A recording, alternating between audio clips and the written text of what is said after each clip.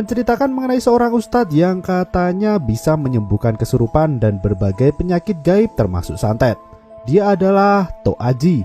Tok Aji ini sangat terkenal dan bahkan pasien yang datang kepadanya merasa terpuaskan oleh pelayanan ustadz tersebut. Orang-orang yang terkena santet berharap kesembuhan dan jaminan agar mereka tak diganggu lagi. Tok Aji ini secara tak langsung mematok harga untuk setiap pengobatan yang dia lakukan, dan jumlahnya tentu tak sedikit. Dia melakukan aksinya itu bersama istrinya yang bernama Huda. Berganti ke Amir, seorang pemuda yang bekerja di sebuah rumah sakit. Dia pulang ke rumah setelah selesai bekerja. Amir sendiri tinggal bersama dengan anak dan istri di rumah ayahnya. Ayah Amir yang bernama Datuk Hafsyam merupakan orang kaya di daerah tersebut. Dia sangat dihormati oleh rekan-rekan bisnisnya. Ibu Amir sendiri sudah meninggal dan ayahnya sudah menikah lagi dengan perempuan yang lebih muda yang bernama Maria. Amir sendiri sebenarnya belum bisa menerima Maria seutuhnya, namun dia berusaha untuk memperbaiki hubungan itu. Terlihat ketika Maria menawarkan sebuah kue yang dia dapat dari temannya yang membuka toko baru, Amir menolak untuk memakan itu. Bahkan Maria memaksa untuk mencicipi sedikit saja, namun Amir terus menolaknya. Ana, istri Amir sendiri juga kebingungan dengan sikap suaminya tersebut. Malam hari, Amir menyuruh anaknya untuk segera tidur karena sudah malam. Sarah sendiri mengadu kepada ayahnya kalau di sekolah ada yang mengejek ibunya dengan mengatakan kalau ibu Sarah adalah bomoh. Ya, bomoh itu semacam dukun. Namun Amir tak mau memusingkan hal itu. Kalau benar istrinya bomoh, harusnya dia membungkam mulut orang-orang yang mengejeknya. Namun perkataan tersebut hanyalah candaan semata. Dia menyuruh Sarah untuk melanjutkan perbincangannya esok hari. Ana sendiri mengingatkan Amir untuk tidak bersikap tak baik pada ibu tirinya karena dia sudah berjanji melakukan itu. Namun Amir mengelak kalau dia mengatakan kalau dirinya sudah bersikap baik. Amir juga memberitahu kalau ada teman Sarah yang mengatakan kalau Ana seorang bomoh. Ana sendiri sudah tahu itu dan dia sangat jengkel mendengarnya.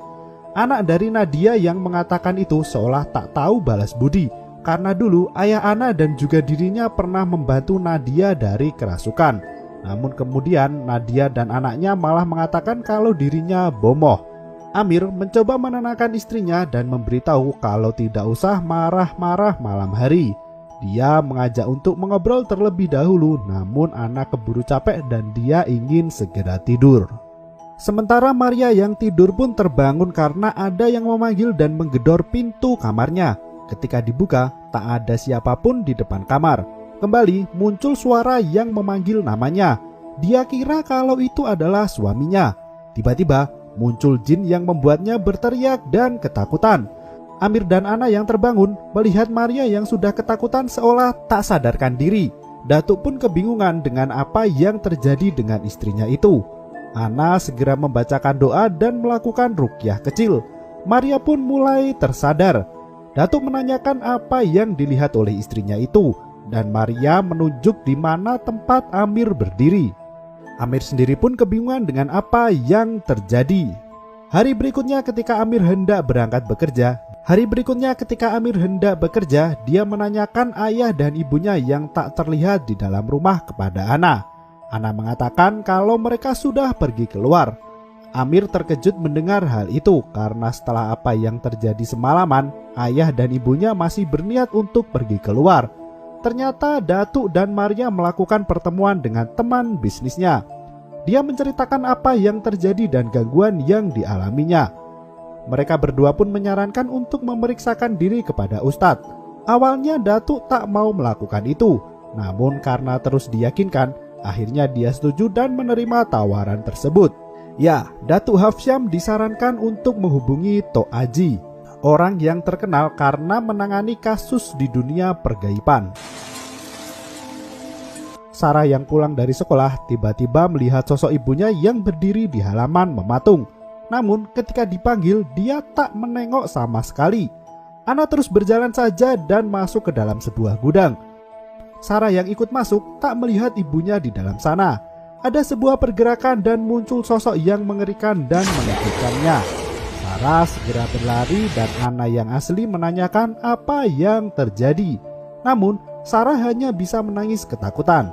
Ya, Sarah merupakan orang indigo, namun dia belum bisa membedakan mana setan dan mana yang asli manusia. Anna menelpon Amir yang sedang bekerja dan memberitahu kalau Sarah kembali melihat setan. Namun Amir tak begitu terkejut karena dia tahu anaknya memang bisa melihat. Dia menyuruh istrinya untuk menenangkannya karena dia juga akan pulang telat hari itu. Teman dari Amir yang bernama Hafiz sendiri juga tahu kalau anak dari temannya itu sering melihat setan. Namun Amir tak percaya dengan hal tersebut. Baginya selagi dia tak melihat maka itu tidaklah nyata. Malam harinya Maria merasa gelisah dan tak bisa tidur. Dia pun memutuskan untuk mengambil air dan meminum beberapa obat.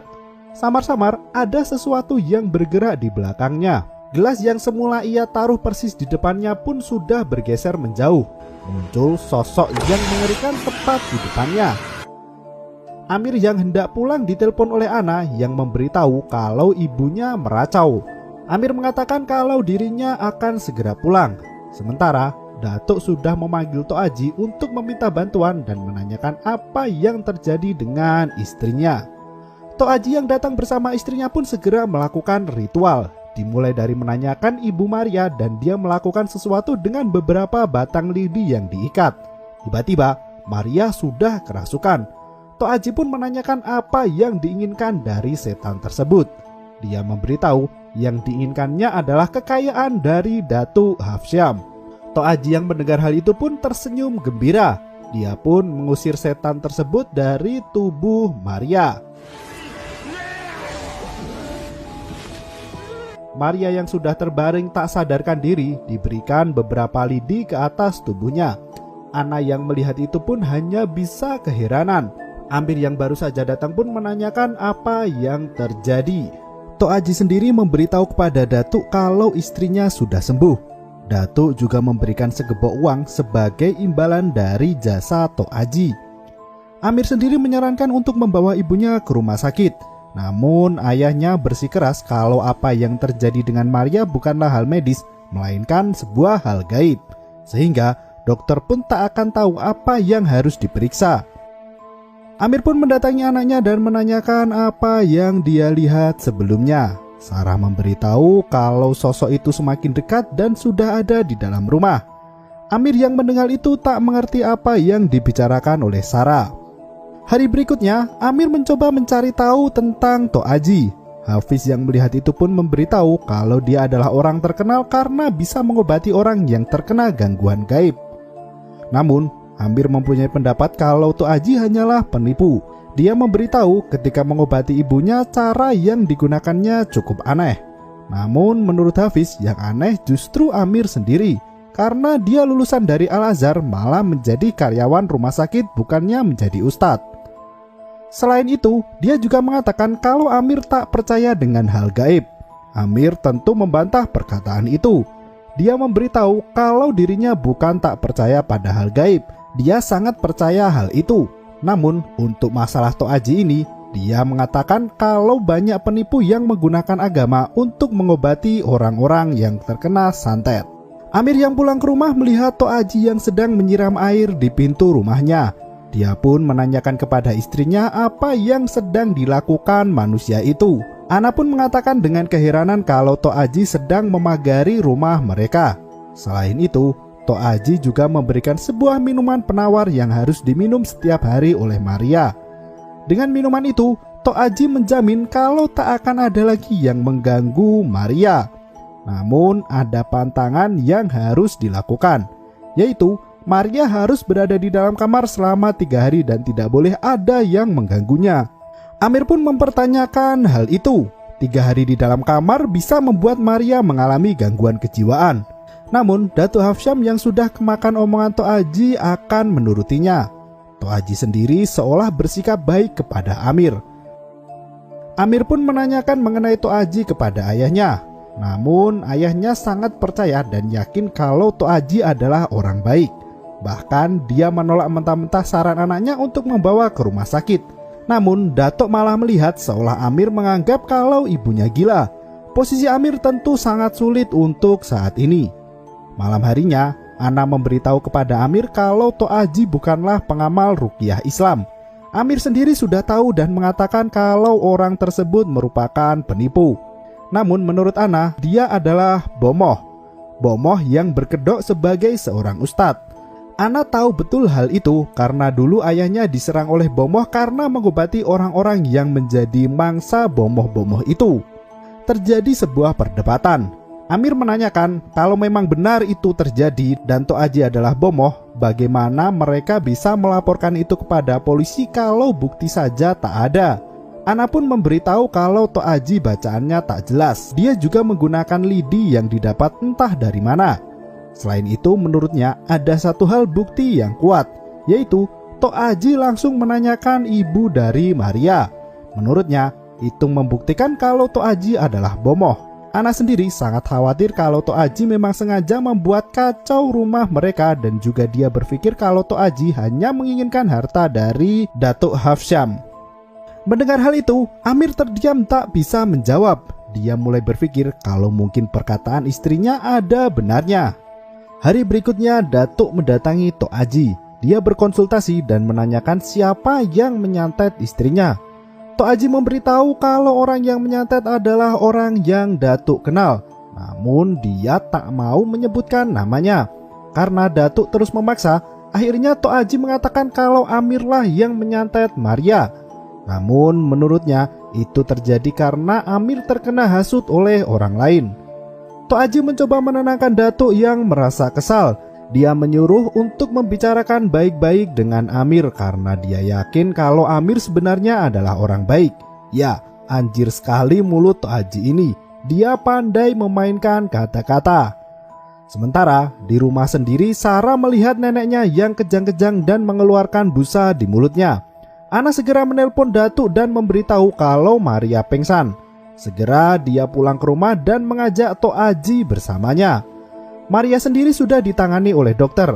Amir langsung marah ketika melihat Tok Aji datang. Dia memberitahu kalau Maria pingsan setelah minum air yang Tok Aji berikan. Dia juga memberitahu kalau dokter akan mengetahui apa yang terkandung di dalamnya. Namun, Huda menjawab kalau itu hanyalah air biasa yang dibacakan ayat Al-Quran. Tok Aji tentu membela diri. Dia mengatakan kalau dirinya hanya berniat untuk menolong. Dia juga menantang Amir, jika di dalam air itu ada racunnya, untuk segera melaporkannya ke polisi. Karena tak terima dengan fitnah yang dikatakan Amir, Tok Aji pun berpamitan dan mengatakan kalau dia sudah tidak bisa membantu lagi. Datuk sendiri marah terhadap perbuatan Amir. Kali ini dia sudah termakan omongan Tok Aji. Datuk menuduh Amir kalau dari awal memang dirinya tak menyukai Maria. Amir sendiri membantah hal itu. Kalau hal tersebut memang pernah terjadi, namun itu sudah lama berlalu. Amir pun memberitahu kalau Tok Aji bukanlah ustadz. Namun Datuk sudah tak mau mendengar anaknya. Baginya, Tok Aji lah yang paling benar. Datuk merasa kecewa kepada anaknya karena dulu dia telah menyekolahkan Amir sampai ke Mesir. Namun hanya seperti itu yang dia dapat. Datuk sendiri memang orang yang sangat konvensional. Datuk menuju ke tempat Tok Aji. Dia meminta maaf atas perbuatan anaknya dan kali ini dia ingin Tok Aji sekali lagi membantunya. Tok Aji pun menerima permintaan maaf itu. Amir mendatangi anaknya. Dia menanyakan apa yang dilihatnya siang ini.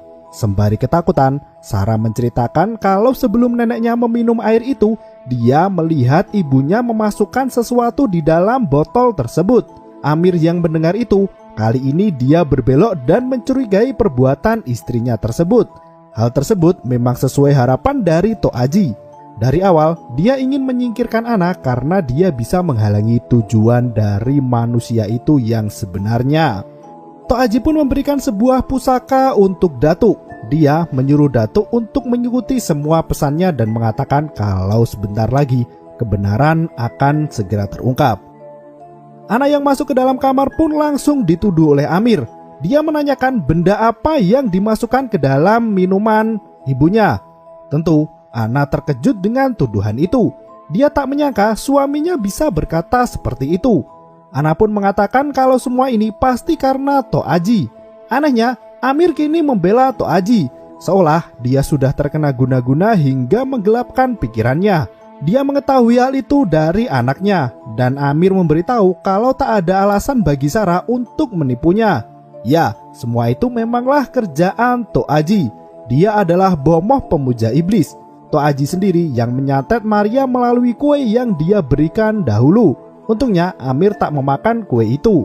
Selain itu, Tok Aji juga memberikan sesuatu di dalam penawar sehingga Maria bertambah sakit. Dia merasa senang karena bisa memecah belah keluarga Amir. Ayah yang tak percaya anaknya, suami yang tak percaya dengan istrinya. Datuk sendiri semakin jauh dari ajaran Islam dan dia menuruti semua yang dikatakan oleh Tok Aji. Tujuan Tok Aji dari awal ini memang mengincar harta kekayaan. Dia melakukan pesugihan dengan menjadi dukun yang berkedok ustadz yang seolah bisa mengobati, padahal dia sendiri yang membuatnya. Dia yang membuat virus, dia yang membuat antivirus, dia yang untung. Maria kembali kerasukan. Dia pergi ke lantai bawah. Amir melihat ibu tirinya yang kerasukan dan menanyakan siapa yang mengirim setan itu. Tentu iblis itu menjawab kalau istri Amirlah yang mengirimnya. Mereka berdua pun saling mencekik. Datuk yang melihat itu segera memisahkan. Dia sangat marah karena Amir ingin membunuh ibu tirinya. Datuk juga menuduh kalau Analah yang bomoh. Akhirnya Datuk pun mengusir Amir beserta anak dan istrinya. Sementara itu, Huda, istri Tok Aji mendapatkan mimpi di mana dia masuk ke dalam neraka. Sementara Amir dan keluarganya meminta bantuan Hafiz untuk numpang sementara waktu. Hafiz tentu tak keberatan karena dia hanya tinggal sendiri dengan ibunya. Sarah tiba-tiba ingin berbicara. Dia meminta maaf karena semalaman dia melihat kembali setan itu. Jin tersebut meminta Sarah untuk menfitnah ibunya, karena jika tidak, maka jin tersebut akan membunuh Amir. Tok Aji ternyata tidak bekerja sendirian. Ada teman dari Datuk yang membantunya. Dia juga menginginkan harta dari Datuk Hafsyam, yang mengaku sudah bosan menjadi orang yang pura-pura kaya. Setelah mendapat jatah komisi, dia akan menjadi kaya betulan. Huda sendiri terlihat murung setelah mimpi anehnya. Kenapa dengan kau ni? Tak ada apa, Bang. Amir kali ini menjadi semakin alim dari biasanya. Dia pergi ke masjid dan kembali mengaji. Hafiz menyarankan Amir untuk kembali ke rumah dan meminta maaf pada ayahnya. Sementara di rumah ayahnya sendiri, Tok Aji dan koleganya telah mengumpulkan orang-orang. Mereka diundang sebagai saksi Datuk Hafsyam mewakafkan tanah untuk yayasan milik Tok Aji. Ketika hendak tanda tangan, Amir datang dan melarang ayahnya untuk melakukan itu. Namun, semua meremehkan Amir dan menertawakannya karena baru saja dari masjid setelah sekian lama. Amir mengatakan kalau Tok Aji adalah bomoh dan telah menyantet keluarganya. Sayangnya tak ada satupun yang percaya. Mereka percaya kalau Tok Aji adalah orang alim dan ustadz yang terkenal. Amir sendiri semakin terpojok tak berdaya. Sementara ayah Amir yang sudah dalam pengaruh tak bisa berpikir jernih. Amir pun membacakan ayat kursi, dan di saat itu kepala ayahnya terasa pening. Tiba-tiba Maria yang kesurupan muncul dan menyerangnya. Tok Aji pun segera melakukan aksi hero-nya. Semua pun berterima kasih kepada Tok Aji. Nasib baik Tok Haji ada. Namun Datuk sendiri mulai tersadar. Dia menyuruh semua orang untuk keluar dari rumahnya, termasuk Amir sendiri. Dia kembali diusir. Datuk merasa bersedih dan menanyakan kenapa semua ini bisa terjadi.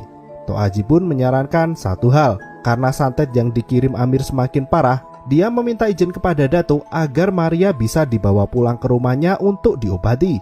Datuk sendiri pun menuruti perkataan bomoh itu. Amir sendiri berhenti di tengah jalan. Dia yang bersama dengan Hafiz dan Ana pun merasa bingung. Tiba-tiba ada pesan masuk dari ibu tirinya. Pesan itu mengatakan kalau untuk menyuruhnya datang ke rumah Tok Aji karena Maria dalam bahaya. Pesan itu yang mengirim adalah Huda. Dia menelpon dan mengatakan kalau Tok Aji hendak menggauli Maria sebagai perjanjian dari iblis. Bomoh itu ingin menguasai Maria sehingga nantinya Maria akan menuruti semua perkataannya.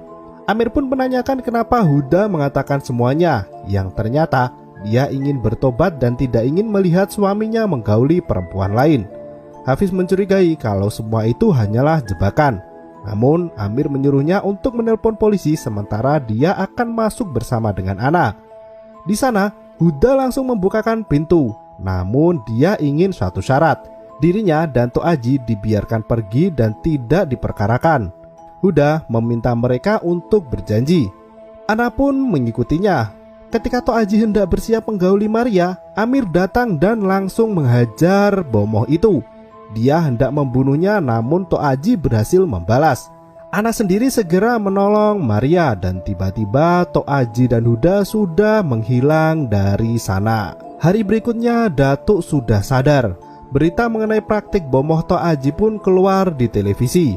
Datuk juga sudah memaafkan Amir dan memintanya untuk kembali ke rumah. Barang-barang dari Tok Aji pun diserahkan kepada Hafiz untuk nantinya dimusnahkan. Namun cerita belum usai. Amir, Ana, dan Sarah pun kembali ke rumah. Datuk sendiri masih di rumah sakit untuk menunggu istrinya. Sarah tiba-tiba mengatakan kalau jin masih ada di dalam rumah mereka. Sementara itu, di tempat lain, Tok Aji menghajar Huda istrinya karena telah merusak reputasi yang dia bangun selama ini.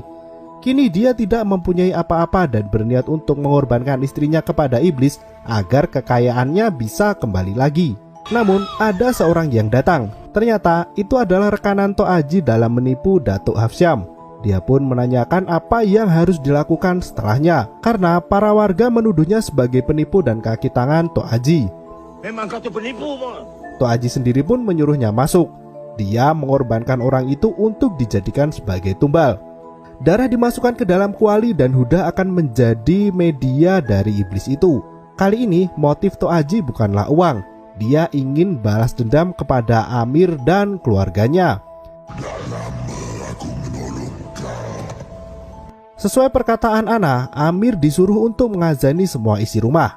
Belum sempat mulai, muncul gangguan. Sarah yang ada di kamarnya sudah kesurupan. Dia kesurupan setan yang membuat bapak Ana meninggoy. Amir yang membacakan ayat kursi pun langsung diserang. Dia diseret dan masuk ke dalam ruangan lain. Sementara Ana melihat Sarah yang menghilang dan muncul setan di depannya. Segera Ana membaca ayat suci Al-Quran dan setan itu pun kalah. Tok Aji yang ada di tempatnya pun terlempar. Setan itu kembali ke dirinya. Sementara Amir kesulitan mengingat ayat untuk mengusir jin. Dan jin itu pun akhirnya merasuki tubuhnya. Sarah tersadar di ruang tengah. Dia segera mencari ibunya. Di sana ada Amir yang sudah kesurupan dan hendak menyerang mereka berdua.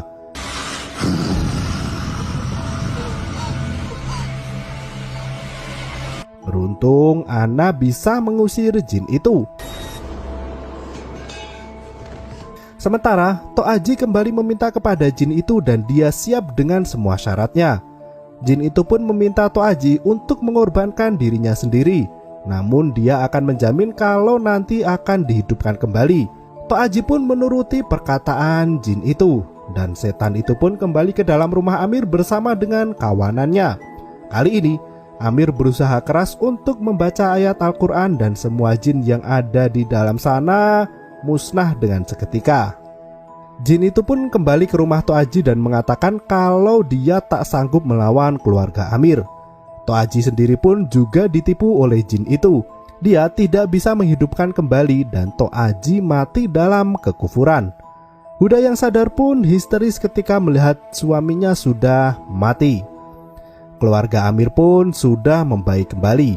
Ayah Amir juga sudah mengakui kesalahan yang diperbuat. Tiba-tiba ada orang yang datang meminta bantuan kepada Amir karena ibunya kerasukan. Amir pun kebingungan karena dirinya bukan ustadz. Ternyata cerita mengenai Datuk Hafsyam yang sembuh dari santet sudah tersebar. Dia meminta tolong sangat kepada Amir.